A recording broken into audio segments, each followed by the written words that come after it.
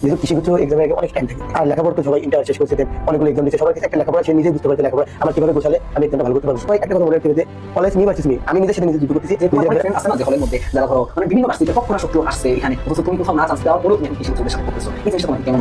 আমি নিজে চেষ্টা করছি নিজে একটা ভালো পজিশন আছে আমি তখন আমার জুনিয়রও ভালো করুক। আসসালামু আলাইকুম, আমি মোহাম্মদ আরাফাত, পড়াশোনা করতেছি বাংলাদেশ কৃষি বিশ্ববিদ্যালয় এগ্রিকালচার ফ্যাকাল্টিতে।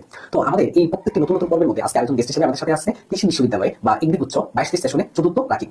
তো তোমরা এই টাইমে যেটা হয় যে তোমাদের ঢাকা ইউনিভার্সিটি, তারপর হচ্ছে জাহাঙ্গীরনগর, রাজশাহী, চট্টগ্রাম প্রত্যেকটা বিশ্ববিদ্যালয় একদম শেষ হয়ে গেছে এবং হয়তো আমি জানি যে অনেক শিক্ষার্থী তোমরা হয়তো কোথাও চান্স হয়নি অথবা পজিশনের পিছনে তোমরা অনেক বেশি দ্বিধাদ্বন্দ্বের মধ্যে রয়েছে যে আসলে কি হচ্ছে আমাদের সাথে অ্যাডমিশন জানিতে। তো এই একটা জিনিস আমি সবসময় বলে থাকি যে তোমার এমন অনেক ফ্রেন্ড আছে যারা হয়তো ঢাকা ইউনিভার্সিটিতে ভালো পজিশন অর্জন করছে বা এখন চান্স পেয়ে গেছে, রাজশাহীতে টপ করছে, জাহাঙ্গীরনগরে ফার্স্ট সেকেন্ড থার্ড হয়েছে, আর তোমার কোথাও হয়নি। কিন্তু আমি তোমাকে একটা জিনিস বলি, তোমার হতাশ হওয়ার কোনো কারণ নেই। তোমার সামনে উচ্চ রয়েছে, কৃষি উচ্চ রয়েছে, উচ্চ যদি তুমি তোমার জায়গাটা ভালো মতো ফোকাস করে কৃষি উচ্চ যদি ভালো কিছু করতে পারো তাহলে এটা তোমাদের জন্য সবচেয়ে বড় পাওয়া হবে। কারণ হচ্ছে আজকে যে স্থানে রাখি সেও কিন্তু কোথাও চান্স না পাওয়া সত্ত্বেও কৃষি উচ্চ টপার চতুর্থ হয়েছে, যেখানে ওর সাথে ওই ফ্রেন্ড যারা ঢাকা ইউনিভার্সিটিতে টপ করার পর ঢাকা ইউনিভার্সিটিতে মেডিকেলে, তারপর ডেন্টাল, বুয়েট এগুলো ছেড়ে ওর সাথে এখন পড়তেছে। তার মানে দুইজনের জায়গা এখন অনেকটাই সমান। তো আজকে আমরা মানে আমাদের ইয়াটা শুরু করি। তো রাকিব তোমার পরিচয় একটু দাও। আসসালামু আলাইকুম, আমি রাকিব আহমেদ জীবন, আমি 22 কৃষি উচ্চ পরীক্ষায় চতুর্থ হয়েছি। আচ্ছা, তো রাকিব অ্যাডমিশন জানি তো তোমার এরকম মানে নর্মাল ছিল না, যেটা সবার এরকম থাকে যে তুমি অনেকটা জায়গায় ব্যর্থ হয়েছিল। আসলে তোমার অ্যাডমিশন জানি গল্পটা কেমন ছিল যদি আমাকে বলতা। অ্যাডমিশন জানি ভাই প্রথম গল্পটা তো আসে এইচএসসি এক্সাম দেওয়ার পর রেজাল্টের উপর ভিত্তি করে। যেহেতু আমার মনে করেন ভাই ফিজিক্সে একটু কম ছিল এই কারণে আমি বুয়েট এক্সাম দিতে পারিনি। ইঞ্জিনিয়ারিং প্রিপারেশন জি ভাই প্রথম থেকে ইঞ্জিনিয়ারিং প্রিপারেশনটা দিয়েছিলাম। আচ্ছা, যেহেতু বুয়েট পরীক্ষা দিতে পারি তারপরে হচ্ছে সিকিউরিটি ছিল, সিকিউরিটি ছিল, বুট ছিল, জি ভাই এগুলো একটা তো এক্সাম দিতাম। হ্যাঁ না এগুলো এক্সাম দিতে পারিনি। আচ্ছা, তারপরে তুমি ঢাকা ইউনিভার্সিটি গিয়ে পরীক্ষা দিয়েছিলা। জি ভাই ঢাকা ইউনিভার্সিটি পরীক্ষা দিয়েছি। ওটা কি পজিশন আসেনি? পজিশন আইসে বলতে ভাই ভালো হয়নি। আচ্ছা, এরকম অনেক শিক্ষার্থী আছে যাদের হয়তো ধরো কোথাও চান্স হয় না বা এই যে রাকিবের মতো অবস্থা হয়েছে যে হয়তো কোথাও হয় না, কিন্তু দেখো দিন শেষে রাকিব কোথায় রয়েছে, আজ কৃষি হচ্ছে চতুর্থ, আজ আমাদের সাথে বসে ও একটা পডকাস্ট বা একটা কি করতেছে, একটা আড্ডা দেবে, একটা সেশন করতেছে। জিনিসটা এটা কিন্তু তোমাদের জন্য অনেক বড় পাওয়া থাকবে যে তোমরা যদি এরকম ভালো একটা পজিশনে আসতে পারো তাহলে এটা অনেকটাই যে থাকবে না তুমি কৃষি হচ্ছে টপার হয়েছো। জিনিসটা এমন রাকিব তোমাকে শুনতে হয় না যে তুমি কৃষি হচ্ছে টপার এবং সবাই তোমাকে মাথায় তুলে নাচছে। জিনিসটা এমন হয়? হ্যাঁ ভাই আমার সেকশনে দেন হচ্ছে আমার হলে সবাই ভালো কথা বলে শুনতে ভালো লাগে অনেক। আচ্ছা ঠিক আছে, তো এই এডমিশন জানি আসলে তোমার স্ট্রেসটা কেমন ছিল যে যখন একটু জায়গায় মিস করছিলা তারপরে যে কৃষি হচ্ছে টপ করে এটা মানে তখন কিভাবে পড়াশোনা করছিস যদি বলতা। তো পড়াশোনার বিষয়টা পড়েছি প্রথমে হচ্ছে মেন্টালিতে সাপোর্টটা। আমার বাসা থেকে যে মেন্টালি সাপোর্ট পুরো 100% ছিল। আমার আম্মু সবসময় আমার সাথে ছিল, আব্বু আম্মু আমার বোন এবং আমার ফ্যামিলি যারা ছিল, আমার ফ্রেন্ড সার্কেল যারা ভালো ভালো পাবলিক ইউনিভার্সিটি চান্স পেয়েছে সবসময় কথা বলতে সমস্যা নেই, ভালো কিছু হবে ইনশাল্লাহ। এখন আলহামদুলিল্লাহ ভালো পজিশন আছে। আচ্ছা, তুমি আমাকে একটু আগে একটা কথা বলছিলা যে শুরু হওয়ার আগে যে তোমার হয়তো মায়ের কলিগ যারা ছিল তাদের সন্তানরা সবাই ভালো ভালো জায়গায় চান্স পেয়ে যাচ্ছিল, কিন্তু তোমার হয়নি। জিনিসটা তখন তোমার জন্য একটা এরকম ছিল যে না আমার কেন হচ্ছে না, এরকম একটা ওই জিনিসটা যদি আমাদের বলতা।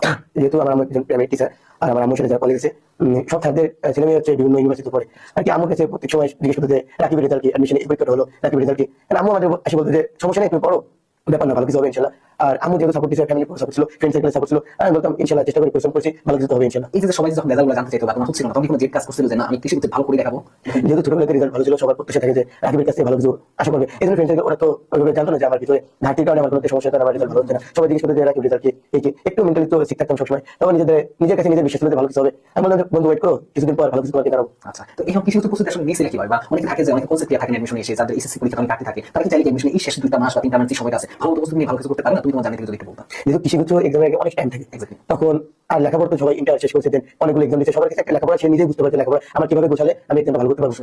তখন হচ্ছে কনসেপ্ট ক্লিয়ার করতে হবে সবগুলো, তারপরে কোচিং কাছে বিভিন্ন জায়গায় এক্সাম দিতে হবে বারবার, নিজের পজিশনটা কত আমি কাদের সাথে যুদ্ধ করতেছি। আর সবসময় একটা কথা মনে রাখতে হবে যে কলেজ নিয়ে পারছিস আমি নিজের সাথে নিজে যুদ্ধ করতেছি, নিজের একটা সিট লাগবে, পাবলিক ইউনিভার্সিটি একটা সিট হলে আলহামদুলিল্লাহ। আচ্ছা, খুবই ভালো কথা বলছে। মানে মেইনলি কথা হলো যে এখন যে সময়টা আছে রাকিবের কথা হলো যে এখন তোমাকে ঘুরে দাঁড়ানো লাগবে। ঠিক আছে, কিভাবে ঘুরে দাঁড়াবা, ওই যে কনসেপ্ট ক্লিয়ার করা, যেটা ঘাটতি রয়েছে কোনো সমস্যা নেই, এখন শূন্য থেকে শুরু করবা। আর এই তোমাদেরকে আরেকটা একটু বিষয় বলে রাখি একটু সংক্ষেপে, আসলে সেটা হলো যে আমাদের কিন্তু এই বছর কৃষি উচ্চ পূর্ণাঙ্গ কোর্স মানে কৃষি ব্যাচ 4.0 লঞ্চ হয়ে গেছে। এটা শুধুমাত্র কৃষিকে ডেডিকেট করে পড়ানো হবে, বাট এই ব্যাচের মাধ্যমে তোমার রাবি, জাবি এবং চবির প্রস্তুতি কমপ্লিট হবে। এইখানের মধ্যে টিচার প্যানেলে আমি নিজে ম্যাথের দায়িত্বে থাকবো, আমার সাথে থাকবে ফিজিক্সের one of the best instructor তোমরা সবাই চিনো, যাকে ওয়ান শট খ্যাত বলা হয়, আশিক ভাইয়া থাকবে, কেমিস্ট্রিতে নাইমুর ভাইয়া থাকবে যার ক্যাম্প শট তোমরা ক্লাস করে আসছো এবং কেমিস্ট্রি যাকে বস বলা হয়, এবং বায়োলজি তোমাদের রাকিব ভাইয়া থাকবে যার ক্লাস তোমরা অনেক অনেক অনেক করছো, যার শর্ট টিক্স অনেক ক্লাস করছো, এবং ইংরেজি তোমরা সত্য ভাইয়াকে পেয়েছো। সত্য ভাইয়ের অলরেডি একটা ক্লাস খুবই ভাইরাল বা হিট হয়ে গেছে ইংরেজি ক্লাস, যে ক্লাসের মাধ্যমে তোমরা রিভিশন কমপ্লিট করো। তো এই হলো আমাদের টিচার প্যানেল এবং আমরা এখানের মধ্যে ক্লাস নিব, এক্সাম নিব, গাইডলাইন সেশন সবকিছু থাকবে। আমরা মোটামুটি এই যে আমি তোমাদের রাকিব ভাই এবং সত্য ভাই হলো বাংলাদেশ কৃষি বিশ্ববিদ্যালয়ের স্টুডেন্ট,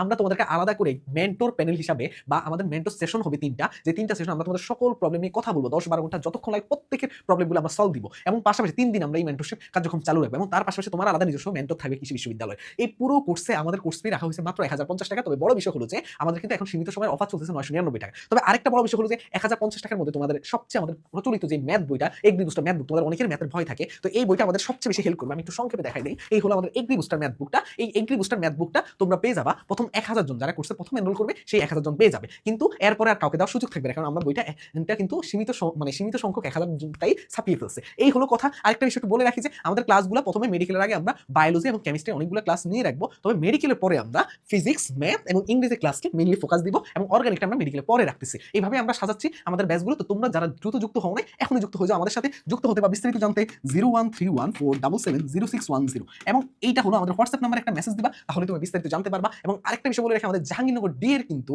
তোমাদের হলো লাস্ট ফাইট ব্যাচটাও চলতেছে, ক্লাস রিভিশন ক্লাস এক্সাম, এবং আমাদের থাকবে কি, আমাদের থাকবে ম্যাটেরিয়ালস। এই সবগুলো মিলে আমাদের মানে একেবারে নিম্ন একটা ফি দিয়ে আমাদের কিন্তু ওই ব্যাচে ভর্তি চলতেছে।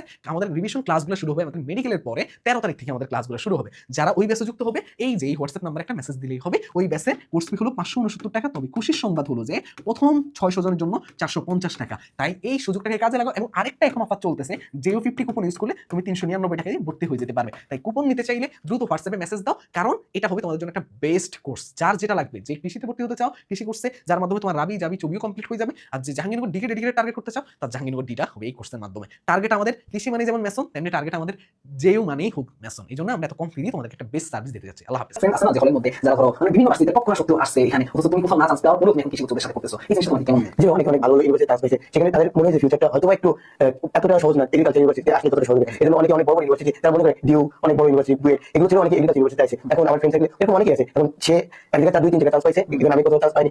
এখন আমাদের লেভেল বা কোয়ালিটি একই, এখন আমরা সবাই একসাথে আছি। এক্স্যাক্টলি, দেখো কত বড় পাওয়া না জিনিসটা, যে কোথাও চান্স না পাওয়ার পরে তোমার হাইয়াস টপার মানে সেটা কিন্তু যারা চান্স না, একটা টপার সে এখন। আর আরেকজন কিন্তু সে কি করছে, ঢাকা ইউনিভার্সিটির টপ সাবজেক্ট, তারপর বুয়েটে ইউআরপি, নেভাল আর্কিটেকচার, এগুলো সবকিছু রেখে অনেক শিক্ষার্থীদের সাথে করতে আসছে বাকিতে।